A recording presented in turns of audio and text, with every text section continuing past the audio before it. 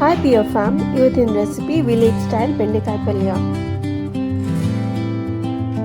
First ಒಂದು ಪ್ಯಾನ್ಗೆ ಎಣ್ಣೆ ಹಾಕಿ ಸಾಸಿವೆ, ಒಂಚೂರು ಜೀರಿಗೆ, ಕಡಲೆಬೇಳೆ, ಜಜ್ಜಿರೋ ಅಂಥ ಬೆಳ್ಳುಳ್ಳಿ ಹಾಕಬೇಕು.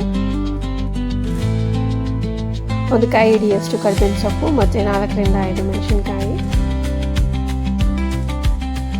ಬೆಳ್ಳುಳ್ಳಿ ಗೋಲ್ಡನ್ ಕಲರ್ ಆಗೋವರೆಗೂ ಫ್ರೈ ಮಾಡಿ. ಈರುಳ್ಳಿ ಹಾಕಿ ಫ್ರೈ ಮಾಡಿ.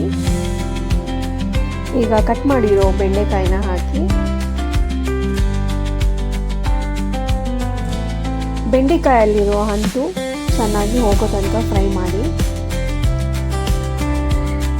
ಒಂದು 5 ನಿಮಿಷ ಲಿಡ್ ಹಾಕಿ ಕ್ಲೋಸ್ ಮಾಡಿ ಫ್ರೈ ಮಾಡಿ. ಬೆಂಡೆಕಾಯಿ ಚೆನ್ನಾಗಿ ಬೆಂದಿದೆಯಾ ಚೆಕ್ ಮಾಡಿ.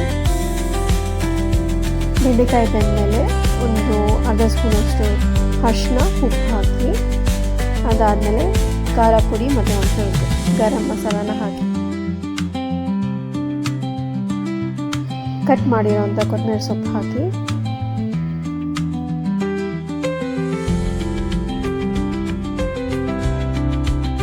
ಬೆಂಡೆಕಾಯಿ ಪಲ್ಯ ರೆಡಿ ಇದೆ. ಟ್ರೈ ಮಾಡಿ. ಇಷ್ಟ ಆದರೆ ಲೈಕ್ ಮಾಡಿ, ಶೇರ್ ಮಾಡಿ, ಕಮೆಂಟ್ ಮಾಡಿ. Thank you.